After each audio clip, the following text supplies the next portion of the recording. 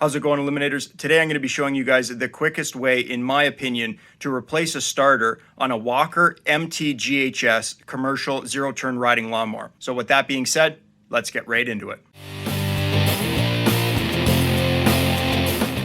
Alright guys, so the sun is out, beautiful day, so I'm working outside and I have this Walker MT GHS zero-turn riding mower, and it came into the shop today for a starter replacement. And that is the serial number right there. It has the 23 horsepower Kohler Command engine on it, and I'll show you the engine sticker just so you guys know what engine I'm working on. So the Kohler spec number is a CH680-3057. You guys can see that I'm already into this repair, but I just wanted to take the time to show you guys how simple this is, because while researching what starter this machine needed, I just checked out some videos and I saw two different ways that some YouTubers had posted on how to replace this starter. The one fella took the mower deck off, and then because this is a GHS, it has the blower fan assembly right here. So he had to take off a whole bunch of stuff, basically all of this, and then there's this pulley down here for the blower motor.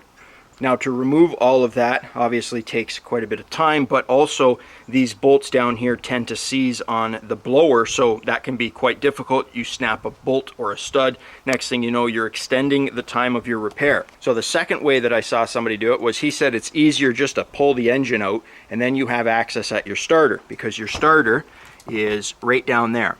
And obviously if you have to remove this engine, well, that's going to take quite a bit of time and work as well, because there's all sorts of stuff that you have to disconnect.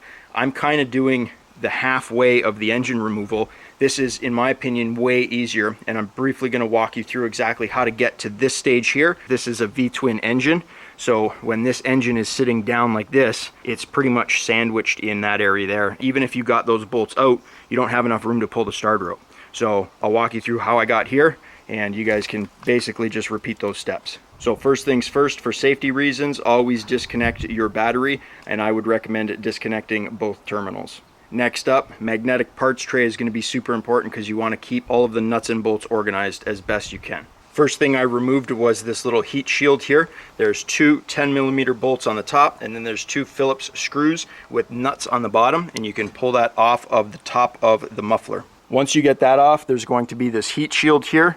Basically, I think it's like 7/16 bolts, and you can just pull this thing right off. Next up is going to be the muffler. There are studs that go into the engine. There's going to be 4 of them, 13mm socket to remove the nuts on the exhaust ports there and there. Now, you guys might have noticed that I do have my Venom HP induction heat gun out. I use that to heat up the nut because these things always tend to rust. And if you go to back one of these off and it's seized and you snap a stud, then you're going to have to be dealing with that repair. You're going to have to put basically like a nut there and weld, and it's going to increase the amount of time you're spending on this repair. So heat the nuts up and then back them off, and then what we're going to do is clean up these studs when we go to reinstall it, and I'll use a little bit of either nickel or copper anti-seize on those studs, and you won't have to worry about them seizing ever again.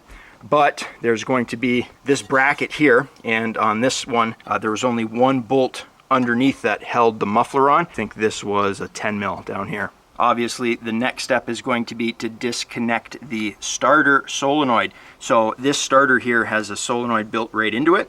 So the way that this works is the key switch is powered with 12 volts. When you turn your key, it sends 12 volts to this little 12-volt charge post right there via this little blue wire and that 90-degree tab there. And then what it does is it takes battery positive from this cable, which is going here, and it sends it over to this post. So disconnect this, pull that away. You don't have to disconnect that one because it's built in directly to the starter, and then just pull off that little blue wire there. Next up is going to be an 8mm socket, or basically a flathead standard screwdriver. Loosen off the hose clamp here on the intake boot and then pop that off, because as you guys can see, we are tilting the engine back and using a piece of wood there to block it up so that we have better access at the starter. This is like the easiest way to do this, guys, and it'll save a whole bunch of time, but it'll still give you the opportunity to come in here and clean out all of these cooling fins, because this is not a liquid cooled engine, so there is no coolant flowing through it. There's no water pump. So an air cooled engine relies on airflow, and Once you start getting all of this stuff into the engine, well, the airflow gets reduced, therefore the engine starts to heat up, and you can have all sorts of problems warping cylinders and warping cylinder heads and blowing head gaskets, all sorts of nasty stuff that you want to prevent. So the next step to get your engine tilted back like this is going to be to remove 4 19mm bolts from the underside of the engine. They're the only bolts down there, so you don't have to worry about opening up an oil drain bolt or something like that. Basically just reach under there and feel. You'll feel 1, 2, and then 3 and 4, and you should be able to remove those without jacking up the rear of the machine. I used my little 3/8 90-degree impact there just to break them loose, and then they came out by hand, so that was simple enough. There's going to be one more bolt right there on the frame, and that goes to the side engine mount there. You guys can see that I left this bracket that holds the exhaust in place. I left that on, and then next you're going to push down on this idler bracket here and remove the cogged V-belt that is on that pulley there. You can leave the flat belt that is down here on the engine, because all we're doing is tilting this back, but I found that removing that V-belt was easier. And once you get all of that done, guys, lift up on this bracket right here, lift and tilt all the way back, and then just jam a piece of wood under that engine. And then before I remove the starter, which I'll have easy access to now, when you're in a position like this where you're removing stuff from the engine, you always want to do an inspection, because if you come down and we take a look at everything here, you know, wiring loom seems to be okay, right? Until we pull up this little broken piece here and check out what I found. These wires are totally mangled, one's completely cut. So what was happening is this wiring was kind of like this, and it was rubbing up against this pulley. So whenever this thing was driving, it was grinding into these wires. So that's just something to look for. That, from what I can see, goes to nothing. It's just a plug.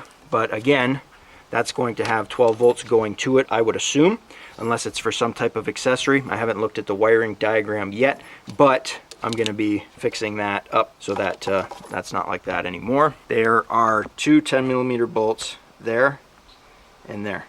And then you basically just remove the starter, and you don't have to pull the engine out, you don't have to take the deck and the blower housing off. This is the way to do it. And just so you guys can get an idea of how I'm doing it, I am coming in from the top down on the right side here, and those bolts basically are coming right out. Again, it doesn't look like it, but now we have all kinds of room compared to before when the engine was in the mounted position. You don't have any room. There's no point in even struggling. Yeah, guys, just wanted to film this quick little video. I'm going to get that starter out and show you the one that needs to be installed, so you guys will have the part number for yourselves. All right, guys, so there's only 2 ways of doing this. There's the right way, and then there's the wrong way. So I'm going to show you the right way. First thing, in order to find out what starter you need, is you're going to go on Google and you're going to type in that engine spec number that I showed you before, and then you're going to type parts diagram after that. Once you find a site that shows parts diagram for this specific engine, then you're going to navigate over to the starter diagram, and you're going to click on the starter and get the part number for that. And most sites will automatically give you the latest part number. Like I said, there's going to be a couple ways of doing this, the right and the wrong way.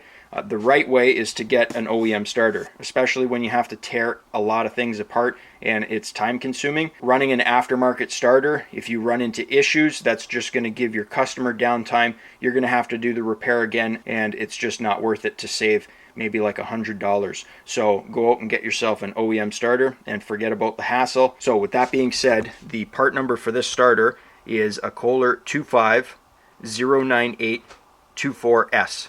I'm a Kohler dealer, so once again, got an OEM Kohler starter here.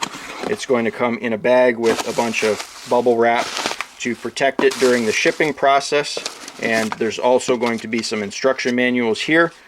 We don't need those because, you know, it's quite straightforward. So once you get those 2 10mm bolts removed, again, you're just going to pull them right out. They're going to slip in between the groove there where the pulley and the belt is, so you're going to have all kinds of room now, again, with the wood jammed in there.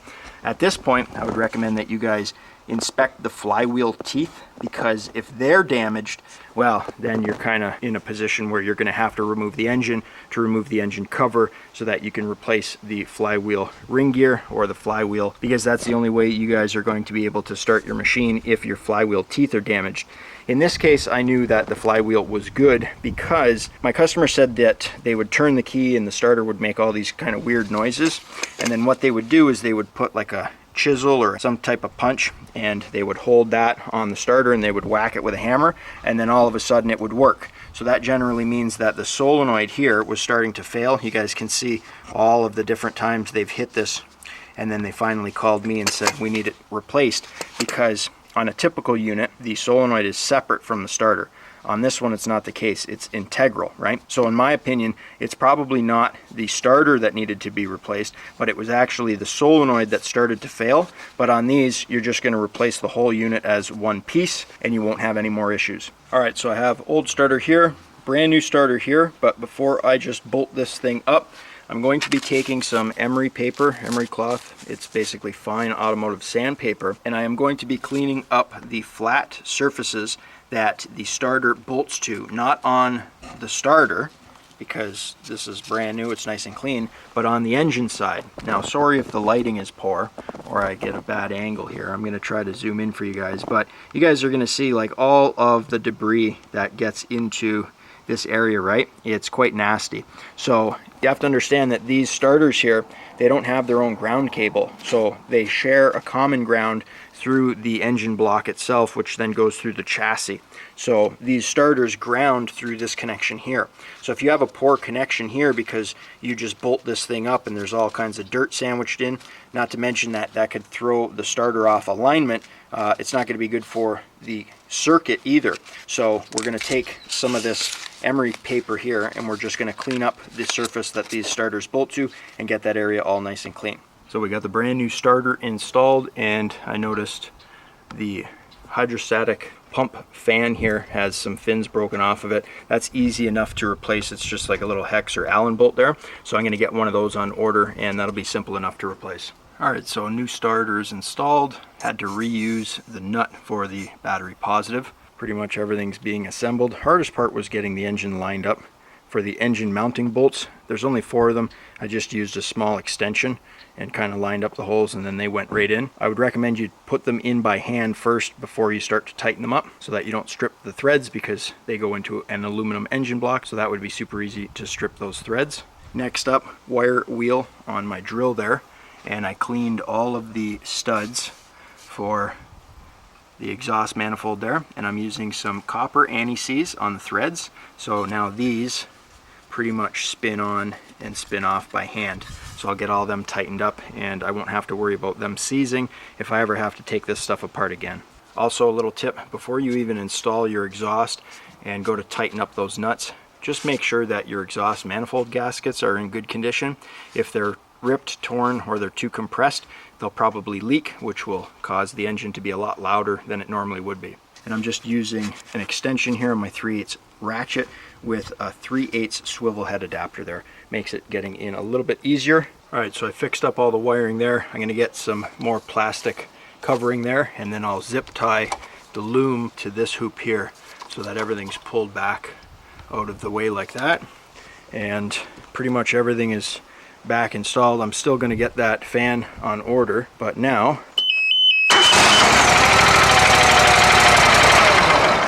perfect. Starts every time. You don't have to whack the starter with a hammer. So this job's pretty much wrapped up. Well, that's going to be it for today's video. Hope you guys enjoyed it. Like I mentioned in the video, go with an OEM starter. Don't waste your time buying an aftermarket one to save like $50 or even maybe $100, because I'm telling you right now, it won't be worth it in the end. But with that being said, if you guys enjoyed the video, think about leaving me a thumbs up. You know, it really helps me out. You can click here to subscribe and click over here to watch one of my previous videos. I upload every single week, so be sure to stop on by next week, check channel out for new content. And as always, guys, thanks for watching.